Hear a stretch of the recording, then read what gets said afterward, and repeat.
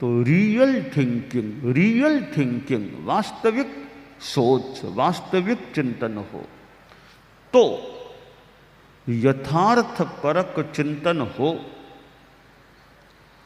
और हम यथार्थ के आधार पर मन को शांत रखने का प्रयास करें। मान लो कठिनाई है भी तो है, दुखी क्यों बने, शांति रखें। जो समय है उसका उपयोग करें। राजा था, कोई शिकायत आ गई मंत्री के बारे में। अब राजा ने आदेश दे दिया कि ऐसी बात है, मंत्री ने ऐसा किया, मंत्री को फांसी पर चढ़ा दिया जाए, फांसी दे दी जाए। आदेश प्रसारित हो गया कि मंत्री जी को फांसी की सजा देना निर्णीत हो गया है। डेट और टाइम तय हो गया, अमुक दिनांक शाम को 6 बजे फांसी पर फांसी की सजा दे दी जाए। वह दिनांक आ गई, सूर्योदय हो गया, शाम को 6 बजे फांसी की सजा मिलने वाली है। मंत्री अपने घर में बैठा था।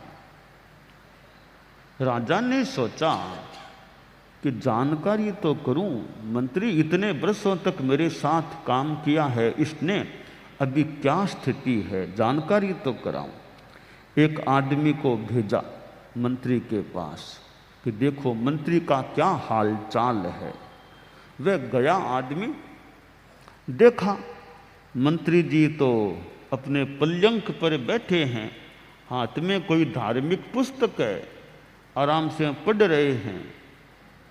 परिवार के लोगों से जानकारी की इन दिनों में क्या हालचाल, बहुत मस्त रहते हैं, कोई टेंशन नहीं लग रहा है, अपने किताबें पढ़ते रहते हैं, टाइम पर खाना खा लेते हैं, टाइम पर सो जाते हैं, आराम से नींद भी लेते हैं, आराम से खाना खाते हैं। अभी तो पुस्तक धार्मिक कोई किताब देख रहे हैं, पढ़ रहे हैं। तो वो आदमी निकट गया, बोला मंत्री महोदय पता है ना, किस बात का पता, कि आज शाम को 6 बजे फांसी की सजा कुछ घंटे ही बीच में बाकी हैं, आप तो निश्चिंत होकर बैठे हैं। का चिंता किस बात की करूं, तो सजा फांसी की होनी है तो अभी चिंता किस बात की है। ये कहा आपके चेहरे पर कोई असर ही नहीं। तो कहा मरना तो 6 बजे है ना, अभी पहले क्यों मरूं मैं, 6 बजे मरना है ना, तो अभी तो 8 ही बजे हैं, शाम को 6 बजे मरना है, 8 बजे क्यों मरूं, कुछ घंटे तो आराम से जी लूं, अपना धार्मिक पुस्तकों का स्वाध्याय करता हूं।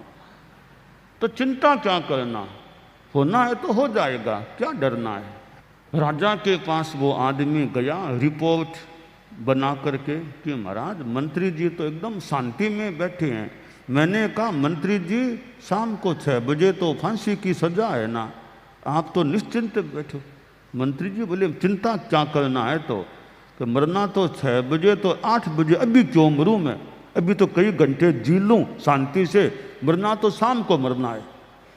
राजा ने यह रिपोर्ट जानी, सोचा रे कितना अच्छा आदमी है, इतना धार्मिक आध्यात्मिक चिंतन या इतना निर्भीक आदमी, अच्छी तरह जीने वाला।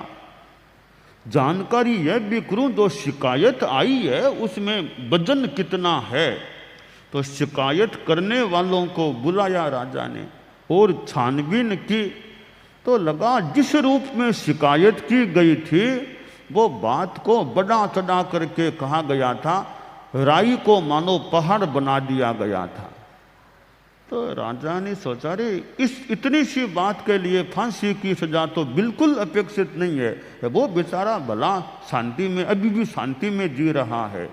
राजा ने फांसी के वो सजा के आदेश को रद्द कर दिया। कहा मंत्री जी को सूचना कर दो कोई फांसी नहीं है, मंत्री को यहाँ बुला लो। फांसी का जो निर्देश निरस्त हुआ, मंत्री जी को बुलाया गया। मंत्री जी आए, राजा को प्रणाम किया। राजा के पास और भी मंत्री मंडल के सदस्य वगैरह बैठे थे। बातचीत चली तो राजा ने संक्षेप में स्टेटमेंट दिया कि जो मंत्री जी को सजा का आदेश निरस्त हो गया है। आगे राजा बोला कि जो जीना जानता है उसको मारने का अधिकार मुझे भी नहीं है। जो जीना जानता है उसको मारने का अधिकार मुझे भी नहीं है। इतना अच्छा चिंतन वाला मंत्री, मैंने वो अब तो निर्देश निरस्त कर दिया। तो अब चिंतन देखें हम कि मरना 6 बजे है, अभी पहले क्यों मरूं, अभी तो अच्छा काम कर लूं, वरना आदमी कितना तनाव में आ जाए, टेंशन में आ जाए। तो यह एक चिंतन कि कैसे सोचे। आचार्य श्री महाप्रज्ञ जी की वो पुस्तक कैसे सोचे, सोचना कैसे चाहिए। तो सोचने के साथ भय, गुस्सा, लोभ ये तत्व जुड़ जाते हैं तो चिंतन विकृत हो सकता है। वो जो हमारे साहित्य में स्वामी जी के संभवतः ग्रंथ का ही है, उजड़ा ने मेला कया जोग, मोह करम संजोग विजोग। ये योग, योगों में एक मन योग है। मन योग उज्जवल कैसे बनता है, मलिन कैसे बनता है। ये मोह कर्म जुड़ जाता है, मोह कर्म का संयोग हो जाता है तो मन योग मेला मलिन बन जाता है। मोह कर्म वियुक्त अलग रहता है, उसका वियोग रहता है तो मन योग उज्जवल होता है। तो हमारे मन के साथ ये भाव, दुर्भाव जुड़ते हैं तो हमारा चिंतन गलत हो सकता है। जब मोहनीय कर्म अलग रहे, समझ अच्छी हो तो हमारा चिंतन सम्यक हो सकता है, अच्छा हो सकता है। कल हमने